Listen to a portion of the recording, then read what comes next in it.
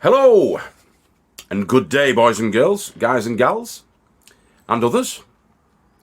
I've been procrastinating inside my shed, procrastinating for the last hour, and I've been watching some of my YouTube chums and trying to catch up a little bit with the videos because it's been hectic this last couple of weeks.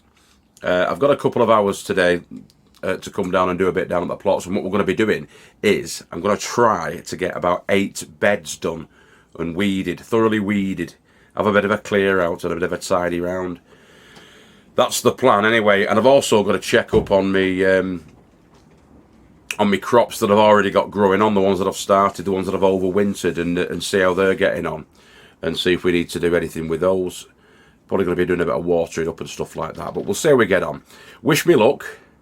Plenty of weeds to be attacked, and procrastination won't pull them out the ground, will it? All right, catch you in a bit. See you later. Just a quick one as well. If anybody's in the Wigan area, any of you guys, and you know of a good mechanic, I need one, because it's either the brakes or it's the bearings on my Nissan X-Trail are grinding. It might be a combination of the two, but I need to get it fixed, and you know, and I realise it's probably going to cost money, but I just need to get it fixed. I'm not buying a new car. I refuse to. I need to get the car fixed. So if there's anybody within, say, 10 miles of Wigan town centre, and they know a good mechanic, a reliable guy who won't rip me off, please put it in the comments below. Put the number and the address or whatever in the comments below, the contact details for them, because I'm desperate. I need to get it sorted. That it's not really drivable at the moment, and I've got all that trash out there that I need to get down to the tip. And I'm borrowing my mum's car at the moment because she's got a poorly leg, but that's only going to last about another week, if that. So I need to get the car sorted out, so I can get to work and I can get me stuff sorted out at the plot that I need to get sorted out, all the rubbish removed. Okay, if you could do that, I'll be very, very grateful to you. So please, if you do know of anybody locally to me, then that's great. All right, thanks guys. See you shortly. Anyway, weeding. We have the weeds, we have the bucket, and we have the weeding device. I'm just going to hand pluck them all out, and yeah, do it that way. I'll be doing the hoe as well on some of the other beds, but I like hand weeding. I get them all then. I don't just chop the heads off. They're out. That's a sycamore. If I left that, that would turn into a tree, no doubt. But out you come. Now, this being a garlic bed that we've overwintered the garlic in, I'm just checking on the progress. Many of them are coming nice and strong and they're fine, but there's the odd one like that one, and that one there, and maybe that one, that are not going to make the muster. I might leave that one just in case it decides to come back, but these are not looking clever at all. See? No action really going on there with those, is there? So that's coming out. And so are you over there, my little friend. Oh.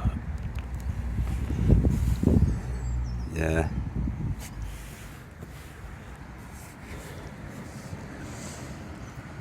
When they perish, which those two probably will perish, no doubt, then you can get issues then with the neighbouring plants, and it can spread. You have more chance of getting rust on the leaves and whatnot when you've got those weak plants. So I'm going to, as I say, I'm going to take those out as I find them, get rid of all the other weeds, obviously, and then we'll see how we get on.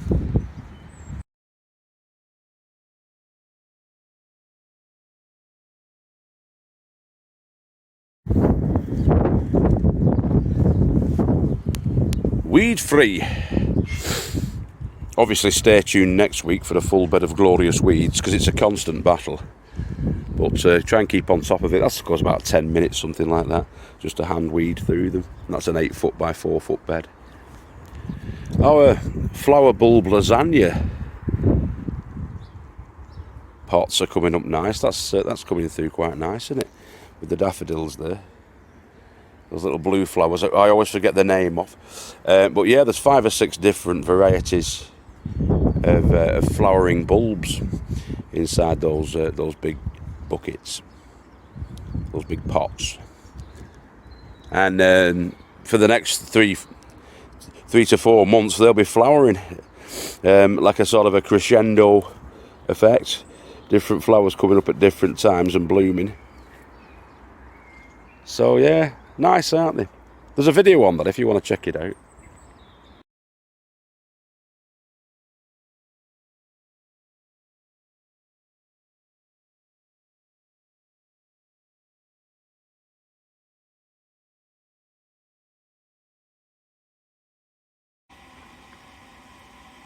That's a sight to warm the cockles of your heart, isn't it? Yippee! I love my tiki shed. Want a brew? Want a drink?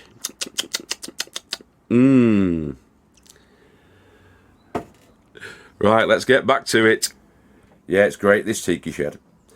And because we've got solar power and storage capacity, we can do this. We can charge up our power tools, the batteries for them, through our inverter. Oh, it's ace in here, isn't it? Whee! So chuffed with this tiki hut.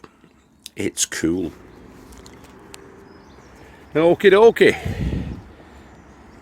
So we've integrated the compost, the manure, in with the rest of the compost as best as we can. It's going to be a few weeks anyway before that starts to, or rather we'll need that bed to grow in.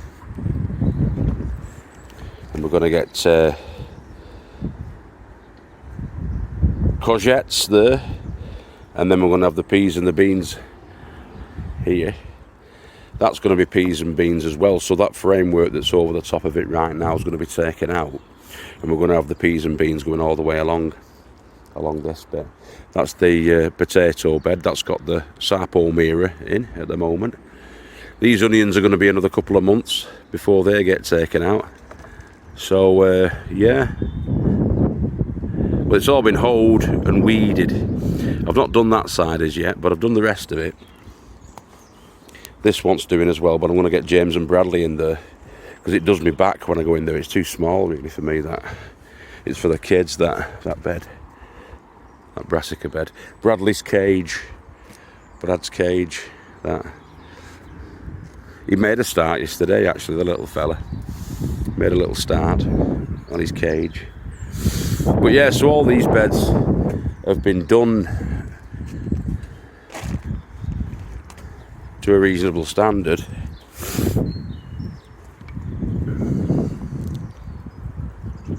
And are relatively weed free, which is what you want, weed free. I can say that needs doing. If I can do a couple of hours every time when I come down, I mean that's not taking more than about an hour and a half to do those beds. Because I came down for 1 o'clock and it's just gone 2:30 now, but that's what I'm going to be doing every time I come down. Of a night time as well after work, I'm going to get down here and I'm going to do an hour a night and keep on top of it. And that's all you need to do, because all these paths need to be cleared as well. In fact, I might do the paths. Although how much time have I got left now? It's pushing on for 3 o'clock now. I need a cup of tea. And then I've got to go to the shops before they shut at 4. So yeah, I've got too much time, unfortunately. Time is of the essence, as they say. That's going to be peas as well. This is all going to be the legume family all down here this year, because it was brassicas and it was courgettes and peas and beans actually last year in that one. But I might take another option for the courgettes, because I've got some gaps I need to fill. See, that used to be a blueberry bed, but they didn't do very well in there. I'm going to do the blueberries in pots this year, like Kelly Bramall did in the large pots. But yeah, I'm going to shift that out the way, and this is a wasted space. This is about 10 foot by 6 foot there that I could get away with. In fact, I could get at least 8 foot by 6 foot. That's that's not beyond the realms of possibility. This pathway's too big anyway, but I usually use this for putting pots down the sides. Thinking caps time. Oh, that needs sorting out. Look at that. I suspect the kids have been fighting with the canes and caused that, but I can zip tie it back up. That's fine.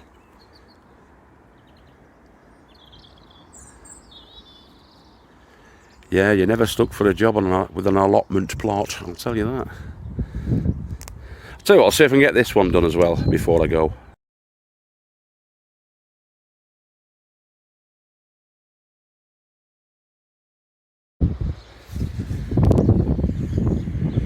Dandelion, tooth of the lion, commonly known as dandelion. But yeah, lion's tooth. Now the only way to deal with that is to dig it out. It's long rooted, it has a long tap root, and once it's established, once it gets to be a big healthy plant, it can go down about 2 feet. So get it while it's young. That's what we're going to be doing. We're going to be taking them all out of here. No point just pulling the foliage off, just grow straight back. Get the root and stem. So from that tiny bit of top foliage on the dandelion, there's the root that comes off it. Now that's a good, I would say 12 inches long, that root. If your parsnips came through like that, obviously leave them to go to full fruition. You'd be glad of that. It wouldn't be a bad little root, that. Unfortunately, it's dandelion. You can eat dandelion, but it's pretty bitter stuff. The root's a coffee substitute. Do a bit of research on dandelion, actually. It is an edible, but more of a famine food. So you've got to dig out the whole root. Very invasive dandelion. It'll take over your plot if you don't watch out. Okay. So I'm going to get that lot up to the top where our tipping point is. Up at the top. Only put vegetables up there, but or vegetable matter up there at the tipping point. But yeah, it's handy to have the tip. That's winter boar kale, and as you can see, because they're inside the greenhouse now, my brassicas are starting to bolt. My overwintered brassicas are starting to bolt. Now I could do with getting them outside, or we're going to potentially, I think, harvest them and freeze them up. I think that's the best bet, because it's not going to be too long before they're just gone to seed totally. You can see the flower heads coming off them. They're a cruciferous vegetable. That's the winter boar kale. And similar to any sort of a brassica, you do get that kind of broccoli effect when it comes up into flower at the top, because that's what broccoli is. It's the flowering portion of the calabrese or broccoli plant. Now that being a kale, it says this all the same family. If I put them outside, if I don't put them under netting at this time of year, the cabbage whites will be on them, because they're starting to show their faces now, the cabbage white butterflies, and we'll lose the lot. But what I may well do is snip out the flowering tips and see if we can get some bushiness. I've just watered and fed them with the nettle tea. So yeah, I think I'll go for that. I mean, we do want these to flower, because this is the purple sprouting, but my fear is that because of the temperatures in here, we're not going to get much of a crop off it. It's a decent experiment though, isn't it? Do them over winter. Every bit of the plant is edible, so all the leaf can be eaten, and the flowering stems that are coming off from that. But I'm going to take those out now with my little secateurs. With these. Yeah.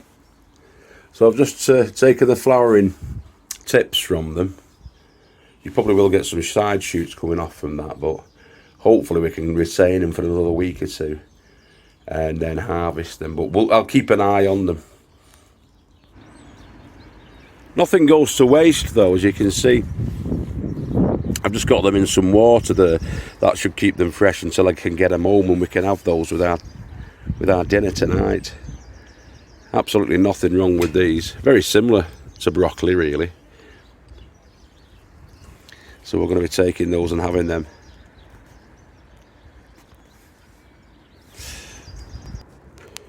Our Tasty King cucumbers are bursting through now, but the Market More cucumbers don't seem to be doing anything as yet. Nor do the Eddie peas. The Eddie peas there.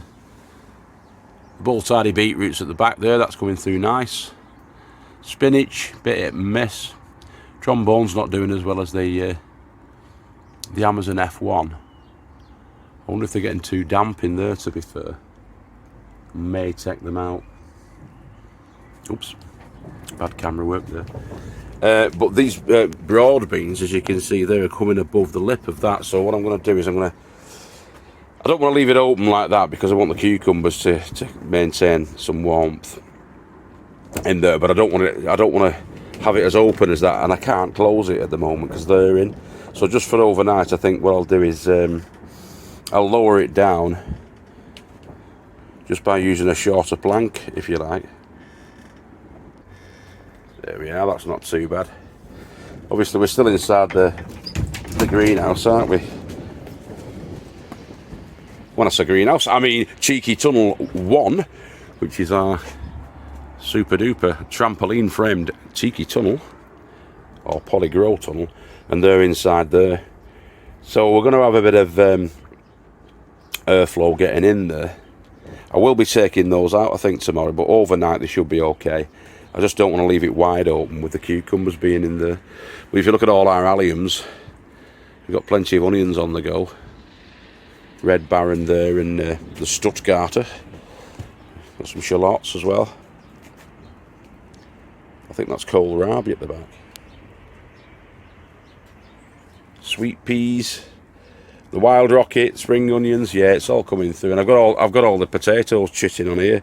So in the next week or two, I'm going to be getting quite a few of these out. But we want to do them successionally, maybe 6 buckets at a time, and get some of the Maris Piper in the ground, in those beds we've got. That big bed, get the Maris in.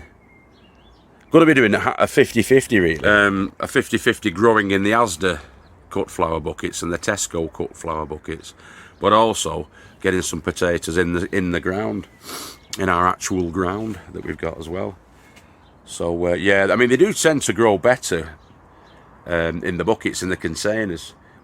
Take a look at Tony O'Neill at Simplify Gardening. He does a side by side there with the potatoes, and the results speak for themselves.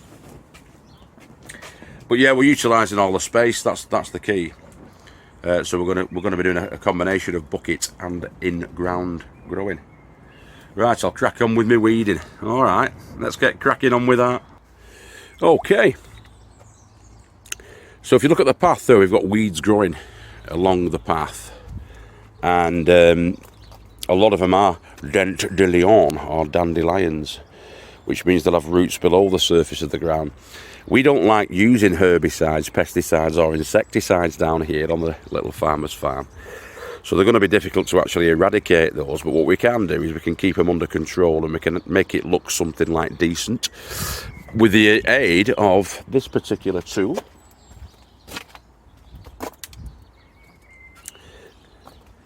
A hoe. Now you can use your hoe in various different ways, but essentially if you're doing your beds with it, you want to get under the buggers, get the roots up, much of the root mass as you can, like that. Get them up. If you're doing it between your rows, you've already got crops in, then you do it in this way. Oh, tripping up over the bloody stump that I cut before. Right. So as you can see, as I've planted these garlics in, I did this before, but you go in a back and forth motion like this, just below the surface. And what that does is it disturbs the plant without disturbing your garlic. It'll disturb your little weeds as they're coming up. You just got to be careful that you don't damage your garlic, your crop, as you're doing that. And then once you've severed them, if it's a sunny day, you can leave them on top and they'll just dry out and die off, or you pluck them out. I usually pluck them out and shift them on. If they haven't seeded the weeds, then you're all right to put them into your compost, but that's what we do anyway. But with these ones, just doing it one-handed obviously at the moment, all you can do really is work your way down, chopping their heads off like that, and you're just basically clearing the path, aren't you? So I'll crack on with that and I'll get all that shifted. So weeding and clearing the paths, probably the simplest and yet most essential elements of site or plot maintenance, really. Doesn't take a rocket scientist to clear the weeds out, but you've got to keep on top of them. They will keep bouncing back, obviously, but we've cleared that path there, taken the level of the soil down a little bit either side of the paths as well, and I'm going to take all that detritus. There's a lot of soil in there, but there's a lot of weed seeds in there as well. It washes down obviously from the top, comes down here, settles down at this bottom end. So yeah, just clear it like we have done. I'm going to have to keep on top of this because there's a lot of weeds there and I don't want to get into trouble with the allotment folk, the plot inspectors.